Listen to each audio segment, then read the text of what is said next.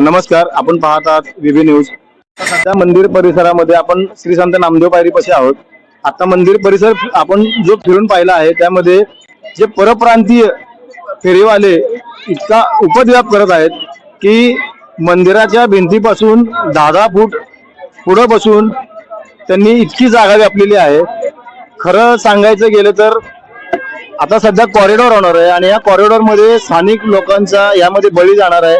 आज कित्येक दुकानदार, नगर प्रशासन, कित्येक दुकानदार थोडं जरी दुकान पुढे आलं तर ते सगळं काढून घेऊन जातात। पण आज हे परप्रांतीय फेरीवाले इथं बसतायत, अक्षरशः धुमाकूळ घालतात। ह्याचं नगर प्रशासनाचं कुठलंही लक्ष नाहीये। तर नगर प्रशासनाने यामध्ये तात्काळ लक्ष घालून त्यांच्यावर कारवाई करावी। या 2-3 दिवस आधी स्वतः डीवायएसपी साहेब, सीओ साहेब इथे फिरलेले आहेत, पण त्यांची पाठ फिरल्यानंतर हे लोक परत येऊन बसतात। यांना कुणाचीही भीती उरलेली नाही। ह्यांच्या माग नक्की कुणाचा हात आहे हे सुद्धा पाहणं गरजेचं आहे। सध्या स्थानिक लोकांकडून सुद्धा नगर प्रशासन, डीवायएसपी साहेबांकडून अपेक्षा हीच आहे की या लोकांकडे लक्ष देऊन तात्काळ यांच्यावर कारवाई केली पाहिजे।